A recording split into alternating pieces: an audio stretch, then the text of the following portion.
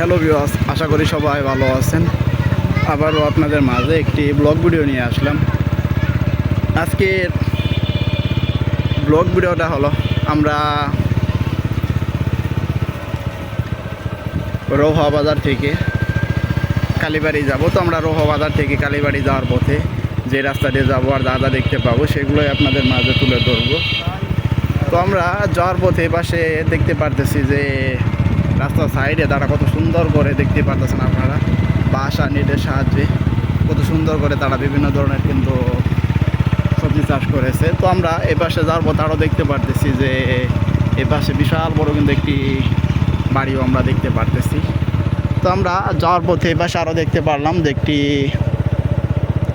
খোলা মাঠে আপনারা দেখতে পারতেছেন কত সুন্দর করে তারা বিভিন্ন ধরনের জিনিস কিন্তু রেখে দিয়েছে।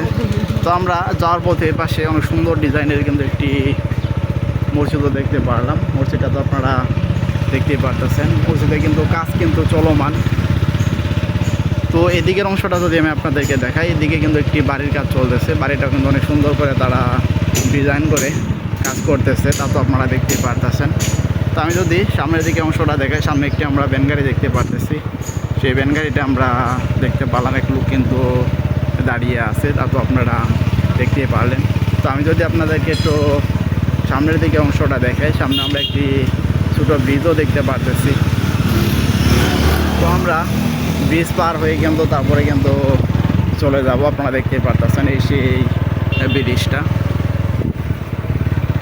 তো ব্রিজের এপাশ দিয়ে আমরা দেখতে পারতেছি এক জাতীয় কিন্তু বিভিন্ন ধরনের ছোটো ছোটো ফুলের গাছ আমরা দেখতে পারতেছি। ফুল গাছগুলোর আবার কিন্তু উপর অংশে সাদা সাদা আমরা ফলও দেখতে পারলাম অনেকগুলো। তো আপনারা এতক্ষণ পর্যন্ত যারা আমার ব্লগ চ্যানেলে ব্লগ ভিডিও দেখলেন তারা অবশ্যই আমার চ্যানেলটি সাবস্ক্রাইব করবেন, শেয়ার করবেন। আবারও দেখা হচ্ছে আপনাদের মাঝে পরবর্তী কোনো ব্লগ ভিডিও নিয়ে।